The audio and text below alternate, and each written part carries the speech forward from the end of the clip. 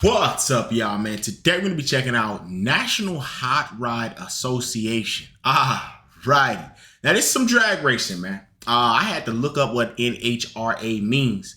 I have no experience with this. I don't know anything about this.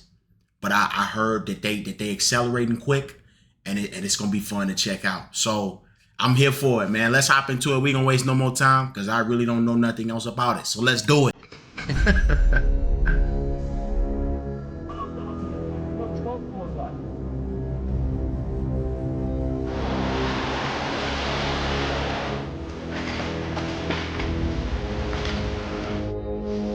Oh, this might be sick, bro. This shit might be tough. We completely tear the engine apart and rebuild it in about 30 minutes, burn about 15 gallons of fuel on a single run, which is only about 3.7 seconds. It's the fastest accelerating vehicle on land, and they're badass. These are 10, 12,000 horsepower cars. When we launch, it's about 5 Gs. When we hit our parachutes down at the top end, it's negative Gs. People in the stands think, oh, you're just going straight. If you're standing in the back of these cars, it's not just going straight. It's driving all over the place, and it's a struggle, and they're beasts.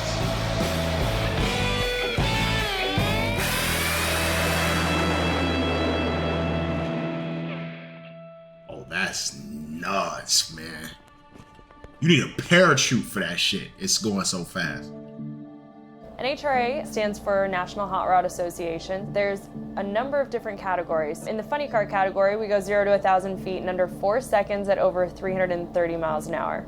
Side-by-side racing, 330 miles per hour, 10,000 horsepower, less than 4 seconds. There's nothing like it. The big difference between a funny car and top fuel is obviously the chassis. We're heavier. We have to move more air just because of the body that goes over the car. Driveline, engine components are basically the same thing. It's the application is a little bit different. Actually, I've had the opportunity to drive both a top fuel car and a funny car. I got licensed in a funny car last season, and they are, I'll tell you, two different animals.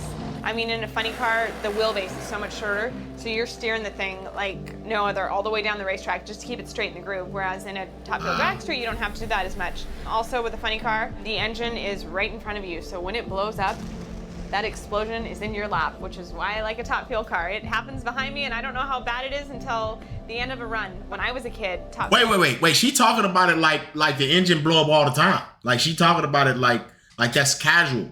That's why they wearing these suits like this. Like, is the engine expected to blow up? Because in the beginning, they were saying that they build a new engine in 30 minutes. So, no freaking way. I mean, like, look at this. Like, she made this right here seem like this is a normal occurrence. That's crazy. I'm speechless right now. How bad it is until the end of a run. When I was a kid, top fuel was always the king of the sport, and I remember that since I was a little kid, just because they are faster, they're quicker, and that's why I love driving them. The biggest difference is the ET. When these cars go 0 to 1,000 feet, our funny cars go over 330 miles an hour. The ET is a little bit quicker in the top fuel cars versus the funny cars, but I think we've got them on speed still, so that's kind of cool. We use nitromethane, which it's one of the only race cars that uses it on the planet. If you stand behind the thing while it's running, the fumes will make you cry, they'll make you cough, choke. It's really incredible what these things do. To explain nitromethane is a little bit difficult. It's the fuel we burn. It's a very controlled fuel. It's a very dangerous fuel. It makes a lot of power. It's controlled by Homeland Security. Senses, when these cars warm up in the pits, fans love getting the sensory of it, and it breathes. It makes your eyes tear, your nose start flowing juices, and you can't hardly see. It's just unreal. If you get too much of it, you won't be able to breathe. Yeah, we put on gas masks to make sure we can breathe and see. It basically takes your breath away and makes your eyes water. So to be able to see everything that we're doing in the warm-up and make sure we're not missing anything, we wear our gas masks. Wow, man. Yo, this is deep stuff. They wearing gas masks for this.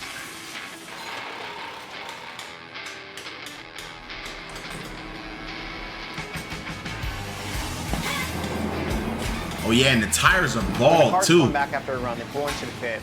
First thing we do is disassemble the car. It's disassembled within 3 minutes. Supercharged manifold, cylinder heads, pistons, clutch, driveline, And that's all done within the first 3 minutes of coming back to the pit. Basically, we go over every part. We disassemble the engine, go through the short block, look at all the rod bearings, all the main bearings. Supercharger gets gone through. Basically, the rotors come out, strips, put back in.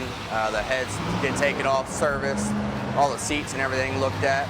Clutch comes out, new clutch pack goes in. It depends on the crew, how long they've been together and how well they gel, but the good guys, they can do it in 30 minutes. We're pulling the wires to start the thing back up. Wow. Rebuilding the car in 30 minutes. I mean, we start the car up typically in 29 minutes after it comes back in the pit. After a full service, tearing the engine completely apart, clutches out, rebuild it, put new parts on, start it up in 30 minutes. You know, it's crazy. They work extremely hard. They're covered in dirt, grease, head to toe, oil. I mean, they're covered in between every single round, and they put their blood, sweat, and tears in this race car. And we go out there, and there's a lot of pressure, I think, on all of us. There's a lot of pressure on me because I have 4 seconds to do the best job that I can to keep this car straight in the center of that groove, to have a great reaction time, and to make the run worth it. And worth all of the work that they've put into it.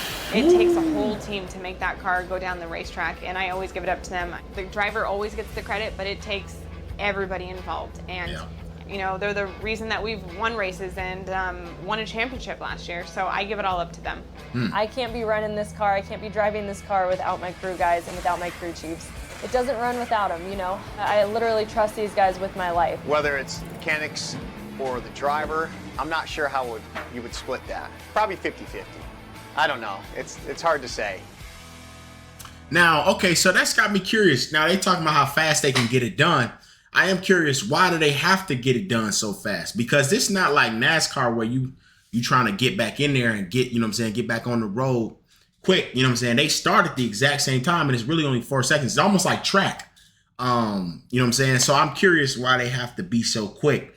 I also would love a little information about the brakes too. You know, obviously the parachute plays a big factor as well, but the brakes probably got to be super strong too. That's crazy. This was a pretty huge moment for the Force family. Courtney Force getting her first win. sick. Another Force in the winner's circle, and Mom and Dad are happy as well they should be. I grew up around the sport. Ever since I was a kid, I was out here watching my dad compete in the funny car category. He won a lot of races, broke a lot of records, you know, won multiple championships. I really am looking at like the funny cars or the dragsters. That's what I got my eye on, but we'll see. And now I get to be out here competing against him. I mean, that was the dream of mine since I was a kid. I told him, you know, I wanted to grow up and be a funny car driver just like him, and told him he couldn't retire until I could come out here and compete against him. I used to come out to the racetrack as a kid with my sisters just to watch my dad. That's how we'd hang out with Dad. He'd pack up and go on the road, and we'd follow him to racetracks, and these racetracks kind of became second homes to us. Everyone out here, teams, crew guys, crew chiefs kind of became family to us. So I fell in love with the sport at a young age. I think my dad was a little surprised that any of his kids had an interest in the sport, but I think he was happy about it. He always said he wanted boys. He ended up with 4 daughters, and 3 of us ended up driving professionally. So I think we surprised him a little bit, but we're a very tight-knit family. I get to compete against my dad in the funny car category. My sister Brittany, she just actually won the Top Fuel Championship last season. If you would have asked me 15 years ago if I'd be driving a Top Fuel car, there's no way I'd absolutely believe it. I used to think Top Fuel drivers, funny car drivers were insane, so it surprises me that I ended up driving one. We just have fun with it. We get to travel and see a lot of cool places, but we get to work together as a family, which is the most important thing. That is sick. Wow. The 2017 Top Fuel World Championship. Ooh, that things is moving. Courtney Force. I'll tell you why. Because Brittany Force has too much steam. Courtney Force saves the day for Shon Force Racing. Bro, it's weird because from the back angle, it don't look as fast, bro. But from the side, you could really see that, like, that thing is moving. 300 miles an hour. Like, we talking about in 4 seconds, over 300 miles an hour. That's insane, bro. That's 0 to 60 is like, I don't even want to try and calculate it, bro. It's just unreal, man. That's sick, man. Wow. And yeah, you know, I did notice, like, you know, from the back angle, you could see it like wobbling like this.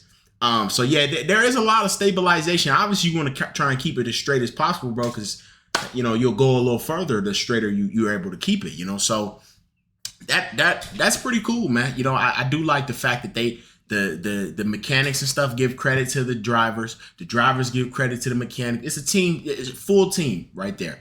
And yeah, this was awesome, man. This was pretty dang cool, and it honestly made me want to check out some of these races, bro, and kind of see them in action a little more.